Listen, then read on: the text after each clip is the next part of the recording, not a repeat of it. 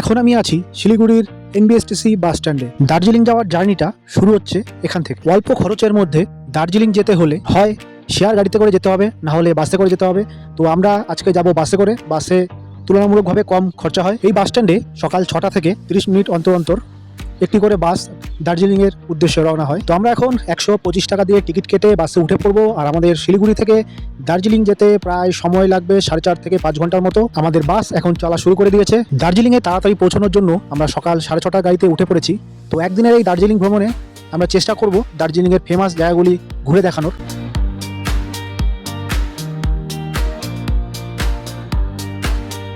প্রায় 2 ঘন্টা বাস চলার পর এখন একটি ব্রেকের জন্য এখানে দাঁড়িয়েছি। তো এখানে ফ্রেশ হয়ে কিছু টিফিন করে আবার আমরা যাব সামনের দিকে।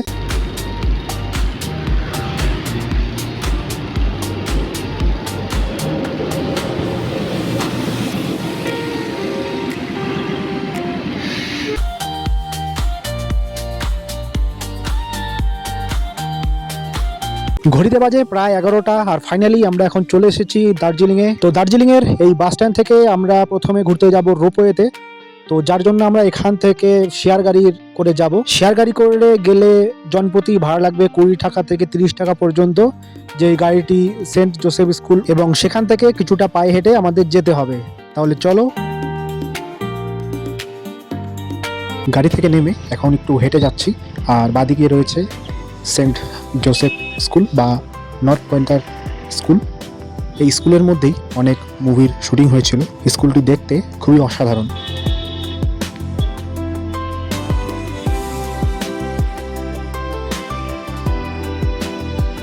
এই স্কুলটি থেকে যেটা সামনে গিয়ে ডান দিকে একটা সিঁড়ি দেখতে পাবে, যা কিনা একদম ওপরের দিকে উঠে গিয়েছে।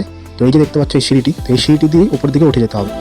চলে এসেছি একদম রোপওয়ের গেটের সামনে। আজকে বেশি লাইন নেই, যার জন্য আমরা ফটাফট টিকিট কেটে নিলাম। এই রোপওয়েতে চড়ার টিকিট হচ্ছে জনপ্রতি 260 টাকা করে। তো রোপওয়েতে এখন আমরা চড়বো। এই রোপওয়েতে নিচ থেকে ওপরে আসার জন্য টোটাল সময় লাগবে প্রায় 50 থেকে 60 মিনিটের মতো। তাহলে চলো যাওয়া যাক।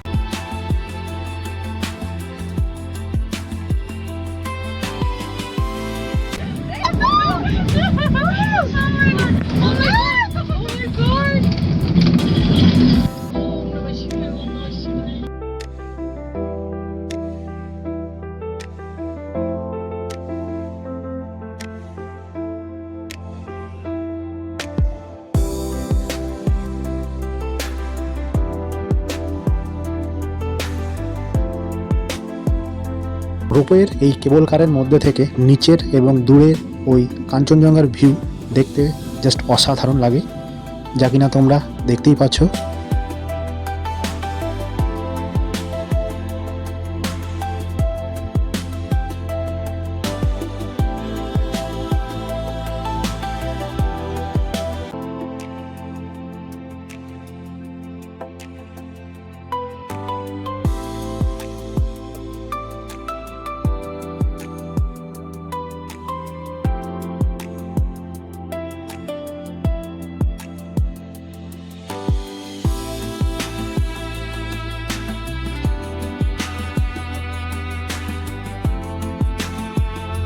এই কেবল কারের মধ্যে করে ওপর থেকে নিচে এই চা বাগানের দৃশ্যগুলি দেখে সত্যি খুবই অসাধারণ লাগছে, যা কিনা বলে ভাষায় বোঝানো অসম্ভব।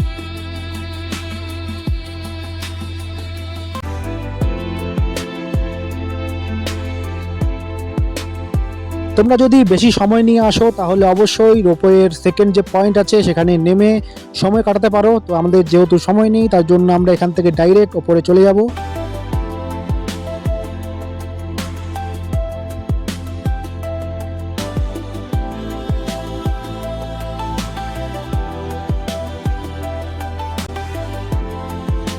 ঘড়িতে বাজে এখন 12:30। রোপওয়েতে ঘোরার পর আমরা এখন চলেছি দার্জিলিং চিড়িয়াখানার সামনে। তো একদম সামনেই রয়েছে চিড়িয়াখানার গেটটি। তো এখান থেকে টিকিট কেটে ভেতরে ঢুকতে হবে। টিকিট মূল্য জনপ্রতি 110 টাকা করে। এই চিড়িয়াখানা বা পার্কটির ভেতরে রয়েছে এমন এমন কিছু প্রাণী যা কিনা ভারতের আর অন্য কোথাও দেখতে পাওয়া যায় না, যার জন্য তোমাদের সাজেস্ট করবো যে অবশ্যই তোমরা দার্জিলিংয়ে আসলে একবার এই চিড়িয়াখানাটা ভিজিট করো।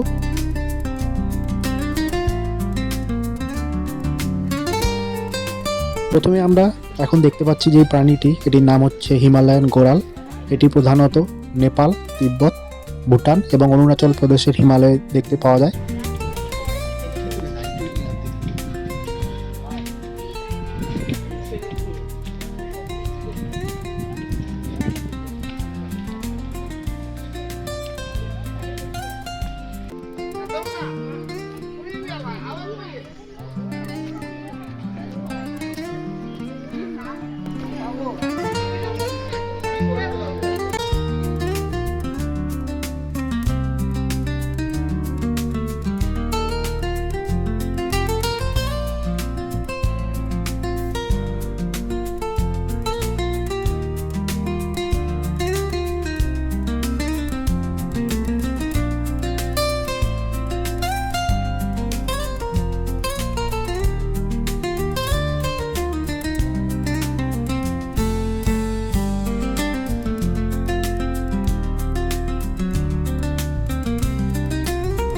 জুয়ের অন্যতম একটি আকর্ষণ স্নো লেপার্ড দেখার জন্য। তোমরা দেখতে পাচ্ছ ওই যে নিচে বসে আছে স্নো লেপার্ড। ঘুরবে না।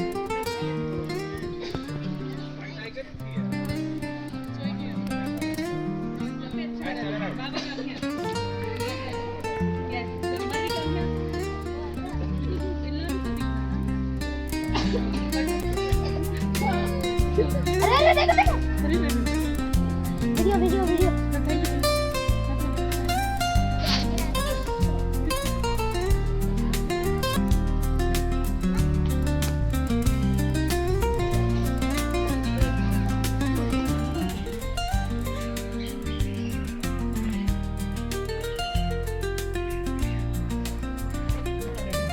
এই পার্কের মধ্যে 2-3টা মিউজিয়াম রয়েছে, যার মধ্যে পশ্চিমবঙ্গের বিভিন্ন সংস্কৃতি এবং তার সাথে পাহাড়ি লোকেদের বিভিন্ন সংস্কৃতি এখানে দেখানো হয়েছে। আমাদের সামনে রয়েছে বড় সাইজের একটা হোয়াইট টাইগার, যা কিনা সচরাচর দেখা যায় না।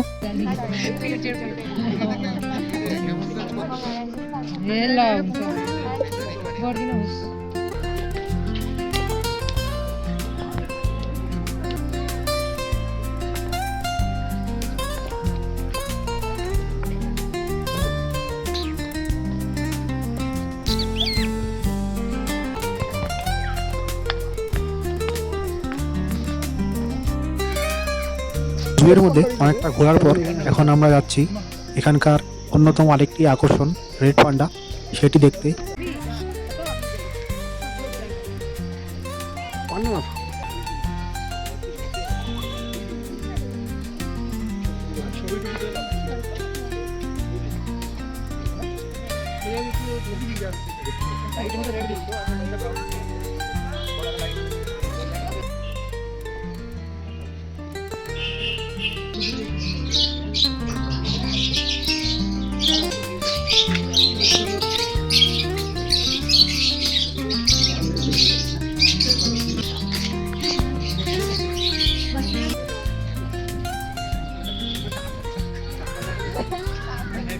তো এই পার্কের মধ্যে আমরা প্রায় অনেকটাই ঘুরলাম, প্রায় 1.5 ঘন্টার মতো এই পার্কের মধ্যে আমরা সময় কাটালাম। তো এখান থেকে এখন আমরা যাব দার্জিলিং মলের দিকে। তো ওখানে সামনেই রয়েছে একটা মহাকাল মন্দির, তো এখন ওখানে যাব, তারপরে আমরা ব্যাক করব। এখন আমি আছি দার্জিলিং মলের মধ্যে।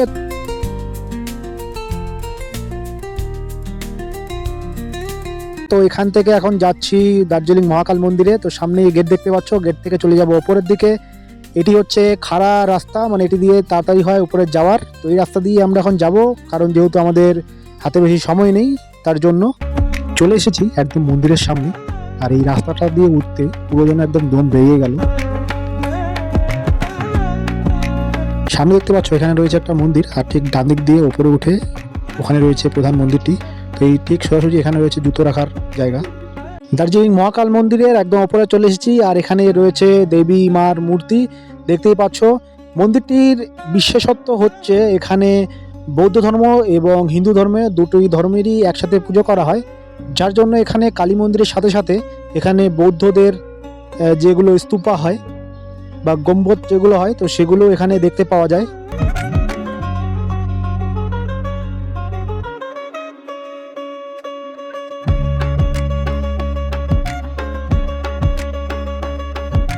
আর একটু সামনের দিকে এগিয়ে আমরা এখন চলে আসলাম মাতা বৈষ্ণোদেবীর মন্দিরের সামনেই তোমরা দেখতে পাচ্ছ।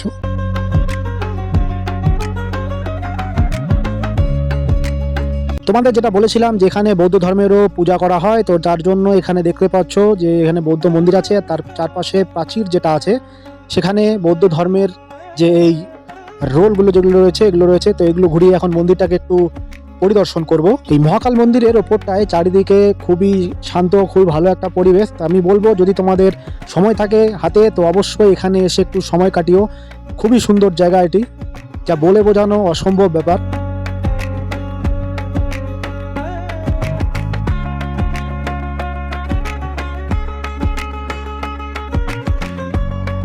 মন্দিরটি প্রায় আমরা ঘুরে নিলাম, আর এই মন্দিরে আমরা এসেছিলাম প্রায় 2:30টার দিকে। তো 2:30টা থেকে আমরা এখানে আছি। তো এখান থেকে ঘুরে আমরা এখন নিচে যাব বাস স্ট্যান্ডে। তো বাস স্ট্যান্ড থেকে আমরা আবার শিলিগুড়িতে ব্যাক করব। শিলিগুড়ি থেকে দার্জিলিং ব্যাক করার জন্য এনবিএসটিসির যে বাস আছে লাস্ট 4:30 অবধি চলে। তো আমরা এখন বাজে হলো প্রায় 3:30টার মতো। তো আমরা দেখি 4টার বাস, মানে লাস্ট 4:30টার বাসটা আমরা ধরবো। ভিডিওটি ভালো লাগলে অবশ্যই লাইক করে দিও, আর বিস্তারিত দার্জিলিংয়ের ভিডিও দেখতে হলে আমার চ্যানেলে গিয়ে অবশ্যই তোমরা দেখতে পারো।